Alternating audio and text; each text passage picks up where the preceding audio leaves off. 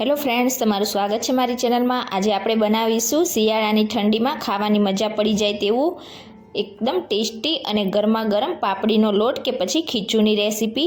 તો બિલકુલ પણ ખીચું કાચું ના લાગે એ રીતે આપણે બનાવીશું અને ખાવામાં બહુ સ્વાદિષ્ટ લાગશે। તો ચાલો બનાવવાનું શરૂ કરીએ। રેસીપી સારી લાગે તો વિડીયોને લાઇક કરજો, વધારેમાં વધારે શેર કરજો અને ચેનલને સબસ્ક્રાઇબ કરીને બાજુમાં રહેલા બેલ આઇકન બટનને પ્રેસ કરજો એટલે નવી નવી રેસીપીના નોટિફિકેશન આવશે। તો ચાલો બનાવીએ। તો સૌથી પહેલાં આપણે બાઉલમાં 2 કપ ચોખાનો ઝીણો લોટ ઉમેરીશું। તો આટલા માપમાંથી તમે 2 થી 3 લોકોને સર્વ કરી શકો એટલું તમારું ખીચું બનીને તૈયાર થશે। હવે એક જાડા તળિયાવાળી આપણે કઢાઈ લઈશું અને 2 કપ ચોખાના લોટની સામે આપણે તેમાં 3.5 કપ જેટલું પાણી ઉમેરીશું। એટલે જ્યારે પાણીને આપણે ઉકાળીશું એટલે લાસ્ટમાં તે 2 કપ જેટલું થઈ જશે। તો 3.5 કપ જેટલું પાણી ઉમેરીને આ રીતે ઢાંકણ ઢાંકીને આપણે મીડિયમ ટુ હાઈ ગેસની ફ્લેમ પર તેને 4 મિનિટ માટે ઉકળવા દઈશું। 4 મિનિટ જેવું થઈ જાય અને પાણી આ રીતે ઉકળવા લાગે એટલે ઢાંકણ હટાવીને હવે તેમાં સ્વાદ પ્રમાણે મીઠું ઉમેરીશું। તો લગભગ 1.5 ટીસ્પૂન જેટલું મેં મીઠું ઉમેરી દીધું છે। 1 ટીસ્પૂન આપણે પાકપળ ખાર ઉમેરીશું, તેનાથી આપણું ખીચું છે તે એકદમ સરસ બનશે। 2 ટીસ્પૂન જીરું ઉમેરીશું। તો જીરાની ફ્લેવર પણ ખીચુંમાં ખૂબ જ સરસ લાગે છે। અને તેમાં 3 ટીસ્પૂન સફેદ તલ ઉમેરીશું। સફેદ તલનું પ્રમાણ તમારે થોડું વધારે રાખવાનું એટલે ખીચું તમારું એકદમ સ્વાદિષ્ટ લાગશે। અને હવે તેમાં 2 ટીસ્પૂન જેટલી આપણે લીલા મરચાંની વાટેલી પેસ્ટ એડ કરી દઈશું। તો મરચાં થોડાક તીખા હોય તેવા લેવાના। અને લગભગ 3/4 કપ એટલે કે પોણો કપ જેટલા ઝીણા કટ કરેલા ધાણા ઉમેરીશું। આ રીતે ધાણા અત્યારે જ આપણે એડ કરી દઈશું એટલે ખીચુંના અંદર તેનો સ્વાદ ખૂબ જ સરસ લાગશે। અને હવે બધી જ વસ્તુને આપણે પહેલાં તો સારી રીતે મિક્સ કરી લઈશું। અને હવે ગેસની ફ્લેમ આપણે મીડિયમ ટુ સ્લો સાઈડ રાખીને ફરીથી તેને 4 થી 5 મિનિટ માટે ઉકળવા દઈશું। તો આ રીતે ઢાંકણ ઢાંકી દઈશું એટલે એકદમ જલ્દીથી આપણું જે પાણી છે તે ઉકળવા લાગશે। તો લગભગ પાણીને ઉકળતા 4 થી 5 મિનિટ જેવો સમય થઈ ગયો છે। હવે ફરીથી આપણે ઢાંકણ હટાવી લઈશું અને આ રીતે આજુબાજુમાં જે મસાલો ચોટ્યો હોય તેને આપણે બધો જ પાણીની અંદર મિક્સ કરીશું। અહીંયા આપણું પાણી છે તે એકદમ સરસ રીતે ઉકળી ગયું છે। તો આપણે જે 2 કપ ચોખાનો લોટ લીધો હતો તે હવે આ રીતે થોડો થોડો એડ કરતા જઈશું અને વેલણની મદદથી બિલકુલ પણ ગાંઠા ના રહે એ રીતે આપણે મિક્સ કરતા જઈશું।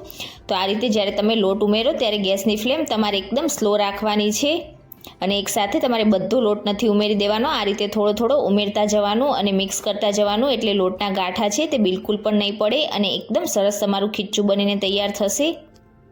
આ પ્રોસેસ તમને જાતે ફાવે તો તમે જાતે કરી શકો છો અને જો ઘરમાં કોઈની હેલ્પ લેવી હોય તો પણ તમે લઈ શકો છો।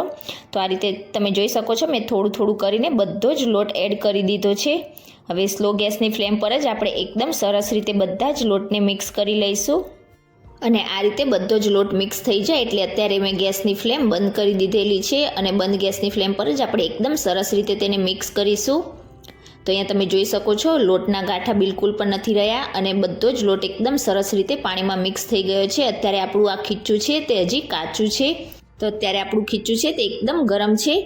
તો ગરમ હોય ત્યારે તમારે આ રીતે તેને ઢાંકીને ફક્ત 2 મિનિટ માટે જ રાખવાનું છે અને ગેસની ફ્લેમ તમારે બંધ જ રાખવાની છે। 2 મિનિટ જેવું થઈ જાય એટલે આપણે ઢાંકણ હટાવી લઈશું અને હવે આપણે ખીચુંને થોડુંક ઠંડુ થવા માટે રાખીશું। હાથથી ટચ કરી શકાય એટલું આપણું ખીચું થઈ જાય ઠંડુ, ત્યાર પછી આપણે હાથ ઉપર આ રીતે થોડુંક તેલ લગાવી લઈશું અને જે રીતે આપણે મુઠિયા બનાવતા હોઈએ છીએ એ રીતે આપણે આ રીતે થોડુંક ખીચું હાથમાં લઈશું અને થોડુંક તેને મસળીને આ રીતે લાંબો શેપ આપી દઈશું અને રોલ તૈયાર કરીશું। આ રીતના રોલ હશે તો ખાવામાં પણ એકદમ આસાની રહેશે। આ રીતે બધા જ ખીચુંમાંથી આપણે થોડુંક હાથ પર તેલ લગાવતા જઈશું અને રોલ તૈયાર કરી લઈશું। તો અહીંયા બધા જ રોલ આ રીતે મેં ખીચુંમાંથી તૈયાર કરી લીધા છે અને હવે આપણે તેને ફરીથી સ્ટીમ કરીશું। તો સ્ટીમરમાં મેં 1.5 ગ્લાસ જેટલું પાણી ઉમેરી દીધું છે। હવે તેને ઢાંકીને આપણે થોડુંક ગરમ થવા માટે રાખીશું। પાણી છે તે આપણું થોડુંક ઉકળવા લાગે એટલે આ રીતે જે સ્ટીમરની પ્લેટ આવે છે તેમાં તેલ લગાવીને મેં બધા જ રોલ ઉમેરી દીધા છે અને પ્લેટને આપણે આ રીતે સ્ટીમરમાં રાખીશું અને મીડિયમ ટુ હાઈ ગેસની ફ્લેમ પર આપણે તેને 10 થી 12 મિનિટ માટે સ્ટીમ કરી લઈશું। એટલે આપણું ખીચું છે તે એકદમ સરસ રીતે કૂક થઈ જશે અને ખાવામાં એકદમ સ્વાદિષ્ટ અને મીઠું લાગશે। તો લગભગ 10 થી 12 મિનિટ જેવું થઈ ગયું છે। હવે ગેસની ફ્લેમ આપણે બંધ કરી દઈશું।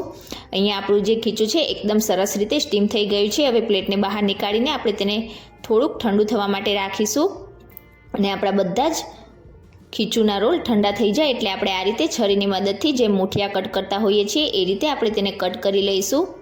થોડુંક ઠંડુ થાય ત્યાર પછી તમારે આ રીતે કટ કરવાના છે, એટલે એકદમ આસાનીથી નાઈફની મદદથી તમે તેને કટ કરી શકશો.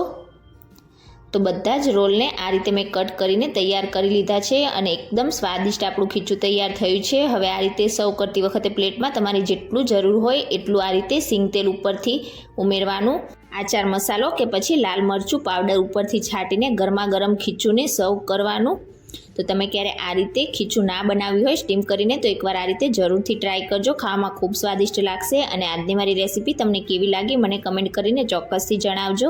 રેસીપી સારી લાગી હોય તો વિડીયોને લાઇક કરજો, શેર કરજો અને ચેનલને સબસ્ક્રાઈબ કરીને બેલ આઇકન બટનને પ્રેસ કરજો. Thank you for watching.